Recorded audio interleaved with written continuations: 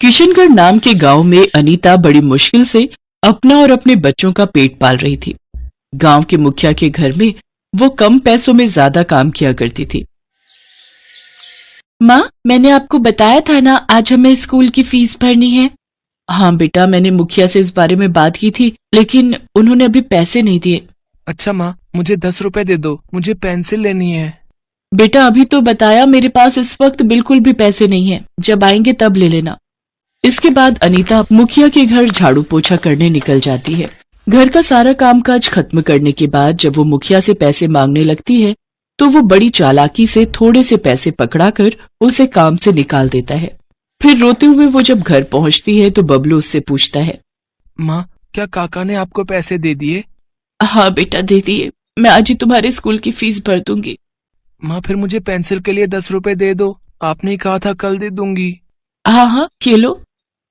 इसके बाद वो दोनों बच्चे पेंसिल लेने दुकान चले जाते हैं। तभी अनीता बैठकर हिसाब लगाते हुए कहती है, किराया दे दिया, बच्चों की फीस दे दी, लेकिन अभी राशन लाना तो रह ही गया और पैसे सारे खत्म हो गए। जो पैसे बचे उसमें तो सिर्फ 2-3 दिन का ही राशन आ पाएगा।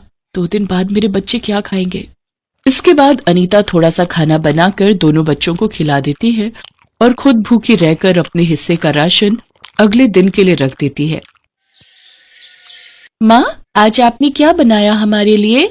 बच्चों, अब जो भी बना है खा लो, क्योंकि राशन खत्म हो गया है। तुम्हें तो पता ही है मुझे अभी काम नहीं मिल रहा और मेरी तो समझ में नहीं आ रहा और पैसे कहाँ से लाऊं। हाँ माँ, हमें पता है, और हम अगले दिन भूखे ना रहे इसीलिए आपने अपने लिए कुछ नहीं बनाया ना। चलो अब आप भी हमारे साथ थोड़ा सा खा लो। माँ, आपको पता है हमारे स्कूल के सामने एक समोसे की दुकान खुली है। सब बच्चे छुट्टी होने के बाद वहाँ समोसे खाते हैं। सिर्फ मैं और रेनू ही खड़े होकर उन सबको देखते रहते हैं। माँ, हाँ माँ, सब बच्चों को समोसे पसंद है। वैसे माँ, एक आइडिया है, नूडल्स आजकल बच्चों और बड़ों सभी को बहुत पसंद है, तो क्यों ना आप भी नूडल्स का ठेला लगाना शुरू कर दो। बात तो तुम्हारी सही है रेनू, लेकिन तुम्हें तो पता है ना इसमें कितना खर्चा आ जाएगा, और मेरे पास इतने पैसे नहीं है बेटा।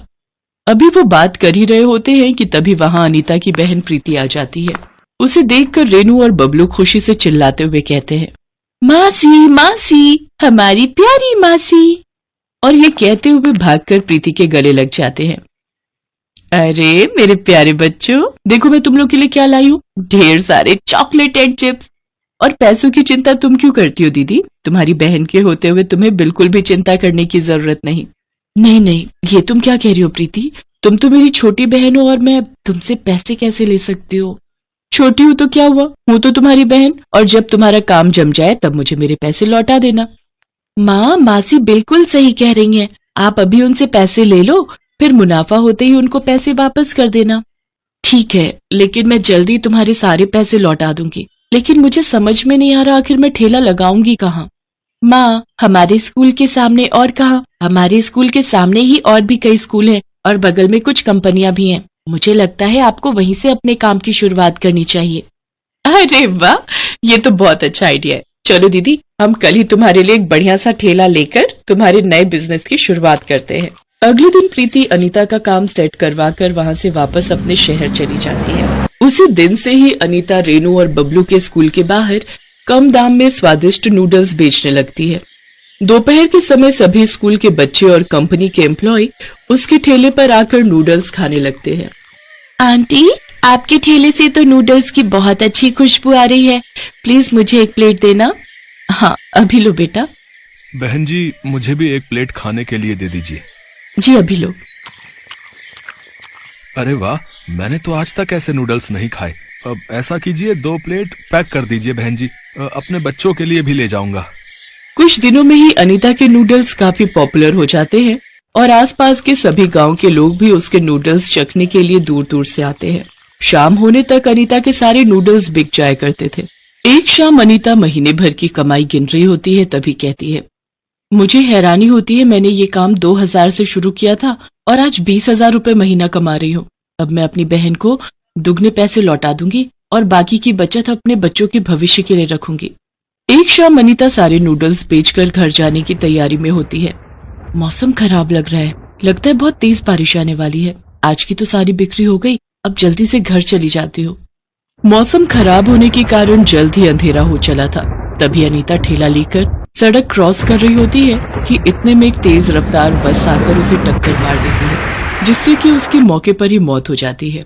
लेकिन उसकी अधूरी इच्छा होने की वजह से वो चुड़ैल बन जाती है। ये क्या हो गया? मेरी जान चली गई। अब मेरी मौत के बाद मेरे दोनों बच्चों की देखभाल कौन करेगा? उनका खर्चा कैसे चलेगा? उन बेचारों के ऊपर से तो पहले ही पिता का साया उठ चुका है। अब मेरी मौत के बाद वो दोनों पूरी तरह अनाथ हो गए। नहीं नहीं, जब तक मेरे बच्चे बड़े नहीं हो जाते मुझे उनकी देखभाल के लिए उनके साथ ही रहना होगा। इसके बाद अनीता अपनी लाश को जंगल में छुपा देती है और वापस अपने रूप में आकर ठेला लेकर घर चली जाती है। माँ, आज इतनी देर क्यों लगा दी आने में? हमें बहुत तेज भूख लग रही है। हाँ माँ, हम कब से आपका इंतजार कर रहे थे। पता है मुझे कितना डर लग रहा था। ये सुनते ही अनीता की आंखों में आंसू आ जाते हैं और वो झट से दोनों को गले लगाते हुए कहती है, अरे वो बाहर बारिश हो रही है ना, इसीलिए देर हो गई। अब मैं आ गई हूँ ना, तो तुम लोगों को घबराने की कोई जरूरत नहीं। चलो अब मैं तुम लोगों के लिए खाना बना देती हूँ। अगले दिन से ही अनीता पहले की तरह नूडल्स बेचने लगती है और अब वो दुगनी कमाई करने लगती है। अब वो अपनी चुड़ैल की शक्ति से और भी ज्यादा लजीज नूडल्स बनाने लगती है। धीरे धीरे वो उस कमाई से एक बड़ा घर ले लेती है, साथ ही अपने बच्चों के लिए काफी बचत भी कर लेती है। दिन भर इंसानी रूप में रहने के बाद आधी रात होते ही वो अपने असली रूप में आ जाया करती थी। फिर एक दिन उसके ठेले पर उमेश आता है और कहता है, ये लो भाभी प्रसाद। नहीं नहीं, मैं ये प्रसाद नहीं ले सकती। लेकिन क्यों? आज मेरा व्रत है ना, इसलिए। ओह अच्छा अच्छा अच्छा, मेरे लिए भी एक प्लेट लगा देना। उमेश जैसे ही अनीता को पैसे देने लगता है तो वो पैसे नीचे गिर जाते हैं। उन्हें उठाने के लिए वो जब झुकता है तो अनीता के उल्टे पैर देखकर डर जाता है और बिना कुछ कहे डर के मारे वहां से भाग जाता है। अरे क्या हुआ? अपने नूडल्स तो लेते जाओ। ऐसे ही कई महीने बीत जाते हैं और फिर एक दिन प्रीति अनीता के घर आती है। आधी रात को जब प्रीति पानी पीने के लिए उठती है तो वो अनीता का चुड़ैल वाला रूप देखकर डर जाती है और जोर से चिल्लाने लगती है, चुड़ैल चुड़ैल बचाओ बचाओ। उसके चिल्लाने से बच्चे भी उठ जाते हैं और डर के मारे प्रीति के पीछे छुप जाते हैं। डरो मत प्रीति, मैं अनीता हूँ। दीदी तुम ये कैसे?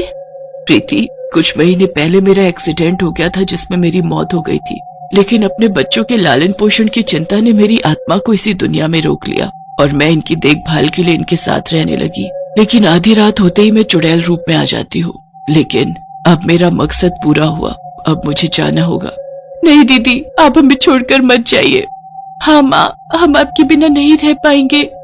माँ, मुझे तो तुम्हारे बिना सोने की आदत ही नहीं है, मुझे छोड़कर मत जाओ। मुझे माफ कर देना बच्चों, लेकिन अब मुझे जाना होगा। सब कुछ हमारे हाथ में नहीं होता, जो विधि विधान में लिखा होता है वही होकर रहता है। प्रीति, अब तुम आ गई हो ना, तो मेरी सारी चिंता खत्म हो गई। तुम मेरे दोनों बच्चों का ध्यान रखना।